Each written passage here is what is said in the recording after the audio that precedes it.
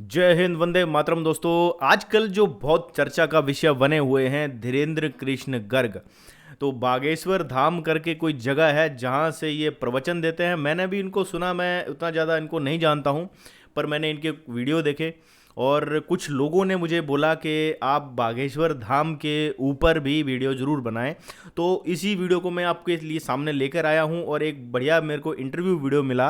ये धीरेन्द्र कृष्ण गर्ग करके जो ये पर्सन है, ये बागेश्वर धाम पे लोग जाते हैं इनके पास और ये लोगों का मन पढ़ लेते हैं, मैंने ये सब सुना है। तो इनके विचार भी सुनते हैं इंटरव्यू में, क्या ये एग्जैक्टली सोचते हैं। क्योंकि देखिए, जहाँ तक सनातन धर्म की बात है और हम लोग भी सनातन धर्म की ही बातें करते हैं, तो अब ये जांचना परखना है क्या कोई ये ढोंगी बाबा तो नहीं है जो लोगों को बेवकूफ़ बना रहा है। तो इस इंटरव्यू को सुन लेते हैं जो टीवी पे आया था। तो मैं वीडियो चलाता हूँ स्क्रीन पे और वीडियो के एंड में मैं अपने विचार ज़रूर बताऊंगा, तो वीडियो एंड तक ज़रूर देखिएगा। और अगर आपने चैनल को सब्सक्राइब नहीं करा है तो आप चैनल को सब्सक्राइब ज़रूर कर लीजिएगा। आपने सुना धीरेन्द्र कृष्ण गर्ग को, इन्होंने जितनी भी बातें कही हैं वो वही बातें हैं जो सनातन धर्म की कोर शिक्षा है। मुझे नहीं लगता कोई अंधविश्वास की यहाँ पर कोई बात थी। बाकी लोगों का देखो क्या होता है, मान्यता होती है, लोग भी एक अट्रैक्शन की तरह खींचे चले जाते हैं।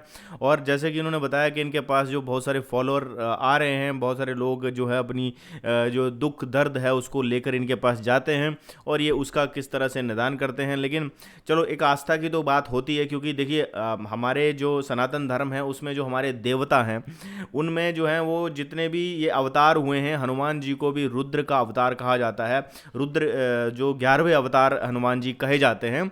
और हनुमान जी के प्रति जो सनातनी हिंदुओं की आस्था है उसमें कोई अंधविश्वास जैसी कोई बात है ही नहीं, क्योंकि हनुमान जो है वो बुद्धि के देवता हैं। दिमाग, आपको जब भी आप कोई चीज़ सोचोगे, तर्क के देवता हैं हनुमान जी। और जब भी आप किसी चीज़ को लॉजिकल सोचोगे तो यानी कि आप हनुमान जी की बताए हुई शिक्षाओं को आप ग्रहण कर रहे हो।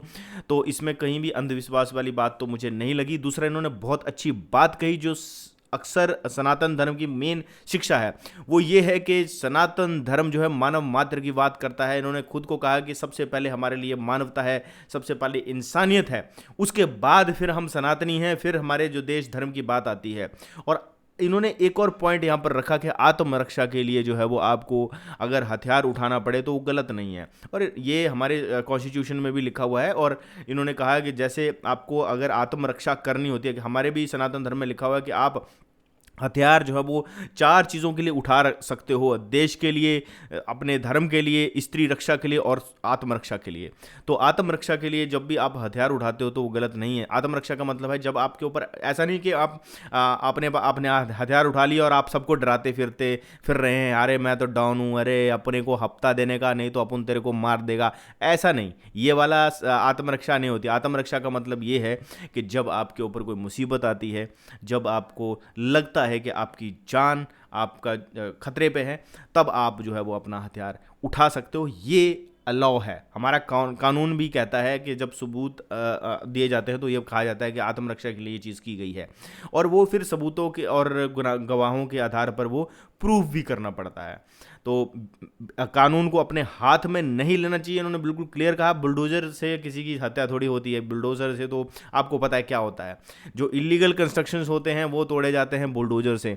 तो बुलडोजर से हत्या और हिंसा की बात तो है हो ही नहीं, वो मैं बिल्कुल एग्री करता हूँ।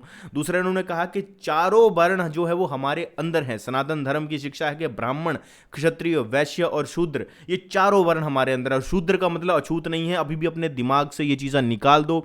जिनके भी दिमाग में ये कीड़ा है वो उनको ये शिक्षा लेनी पड़ेगी कि एक्चुअल में शूद्र का मतलब क्या है। ब्राह्मण का मतलब क्या होता है? मुख से ज्ञान मिलता है। जैसे इस वक्त मैं अपनी बात करूं, मान लो मैं आपको ज्ञान दे रहा हूं, मान लो, वैसे आपको मैं ज्ञान नहीं देता हूं, मैं तो अपने व्यू बताता हूं। लेकिन ज्ञान अगर मैं दे रहा हूं तो समझो मैं ब्राह्मण हूं। अगर मैं आत्मरक्षा के लिए, अगर देश रक्षा के लिए, स्त्री रक्षा के लिए और समाज रक्षा के लिए अगर हथियार उठाता हूं तो मैं एक क्षत्रिय बन जाता हूं। अगर मैं बिजनेस कर रहा हूँ जिसमें कि समाज में कोई चीज़ जो है वो व्यवसायी लेन देन हो रहा है, जिसमें कोई प्रोडक्ट बना रहा हूँ या कोई बिजनेस में सेल परचेज हो रही है, तो व्यवसायी वर्ग जितना भी है, अगर मैं वो काम करता हूँ तो मैं एक वैश्य बन जाता हूँ। अगर मैं सेवा सर्विस सेक्टर में चला जाता हूँ, सेवा भाव मेरे अंदर है, और सेवा भाव जो है किसी के दबाव में नहीं होना चाहिए, ये बात आप ध्यान रख लो। शूद्र जब भी किसी की सेवा करता है वो अपनी इच्छा से करता है। और जितने भी लोग सर्विस सेक्टर में आज काम कर रहे हैं, जो भी कारीगर हैं, जो भी बढ़ई हैं, कुम्हार हैं, लोहार हैं, जो भी लोग अपने हाथ से मतलब कोई चीज़ करते हैं, मान लो मोबाइल रिपेयर कर रहे हैं या कुछ चीज़ कर रहे हैं, क्योंकि उनके पास एक टेक्निक है, उनके पास ज्ञान नहीं है, उनके पास वो नहीं है कि दूसरों लोगों को ज्ञान दें, लेकिन वो अपनी जीविका चलाने के लिए अपनी एक स्पेशल स्किल लेवल की जैसे बात की जाती थी, अभी पीछे चला था कि आपको स्किलफुल होना है, आपको स्किलफुल होकर जो है दुनिया समाज की सेवा करनी है, तो उस चीज़ को शूद्र कहा जाता है। उम्मीद करता हूं मैंने ये शूद्र वाली चीज़ आपको डिटेल में समझाई कि लोग यहीं पे मात खाते हैं, वो कहते हैं दलित मतलब शूद्र नहीं, दलित शूद्र का मतलब जो डेफिनेशन है, और ये सारी चीज़ें जन्म से नहीं है। जन्म से कोई भी ब्राह्मण, जन्म से कोई भी क्षत्रिय, जन्म से कोई भी वैश्य, जन्म से कोई भी शूद्र जो है वो ऐसा नहीं होता कि जन्म से मैं ये हूँ। पैदा हो आप होते हो और उसके बाद फिर आप इन चीज़ों में वर्णों में ढल जाते हो। अगर हर इंसान के अंदर ये चारों वर्ण पाए जाते हैं, लेकिन हुआ क्या कि समाज में जैसे जैसे चीज़ें चली तो ब्राह्मण जो थे, जो शिक्षा दे रहे थे, उन्होंने ये समझ लिया कि हम जो हैं वो हम अपने बेटे को या अपने बेटी को या पुश्तैनी रूप से जो शिक्षा हम दे रहे हैं वो उनको भी उसी ट्रेडिशन में लगा लें। क्षत्रिय ने सोचा कि हम क्षत्रिय हैं तो हमारे बेटे भी क्षत्रिय ही बने। वैश्यों ने सोचा कि हम बिजनेसमैन हैं तो हमारे आगे आने वाले बेटे भी जो है वो बिजनेसमैन ही बने, जैसे मुकेश अंबानी। और ये इसकी चीज़ को आप रोक नहीं सकते हो। जो शूद्र थे, जो कारीगर थे, उन्होंने सोचा कि हम जो चीज़ हमें आती है, जो हस्तकला हमें आती है, वो हम अपने सिर्फ परिवार को ही दें, अपने बच्चों को ही दें। तो ऐसे होने लगा। इससे क्या हुआ, वो जाति में कन्वर्ट हो गया और लोगों ने समाज में भट गया। तो ये सामाजिक बुराई है। सनातन धर्म की शिक्षा से इसका कोई भी लेना देना नहीं है। और ये इन्होंने बहुत अच्छी बात कही कि सिर्फ सनातन धर्म ही है जो मानव मात्र की बात करता है, जो कहता है विश्व का कल्याण हो, विश्व में शांति हो, प्राणियों में सद्भावना हो। तो प्राणियों में सद्भावना की बात की जाती है, इंसानों से भी ऊपर उठ के। और ये इतनी बढ़िया बात जो मुझे लगती है, इसलिए मैं ये बोलता हूँ कि सनातन धर्म सबसे बेस्ट है, सबसे बढ़िया शिक्षा सनातन धर्म की है। लोग इसको गलत समझ लेते हैं। और ये भी हुआ है कि पीछे काफ़ी टाइम से जो अकबर का काल था, जो अंग्रेज़ों का काल था, उसमें क्या हुआ, डिग्रेड करने में भी उन्होंने कोई कसर नहीं छोड़ी थी। अभी मैंने पीछे एक पोस्ट शेयर करी थी मैकोले की, जिसमें मैकोला ने जो गुरुकुल थे उनको कैसे ख़त्म करने के लिए जो प्लान बनाया गया था ब्रिटिश के द्वारा, तो मैकोले ने एक्सप्लेन किया था कि 1835 से पहले भारत में गुरुकुल चलते थे। और यहाँ पर जो शिक्षित, जो मतलब शिक्षा की दर थी, जो शिक्षित लोग थे, उसको ऑलमोस्ट 100% थी, ऑलमोस्ट 100%। ठीक है। जबकि इंग्लैंड, जहाँ से अंग्रेज आए थे, वो कहते हैं हमारी 17% एजुकेशन की दर है। एजुकेटेड लोग सिर्फ 17% थे उस वक्त 1835 में, लेकिन इंडिया में ऑलमोस्ट 100% थे। अगर आप जो है वो इस चीज़ को डाउटफुल रखें तो आप सर्च कीजिए, खुद सर्च कीजिए, मैकोले के नाम से आप गूगल में सर्च कीजिए, आपको उसका डॉक्यूमेंट मिल जाएगा।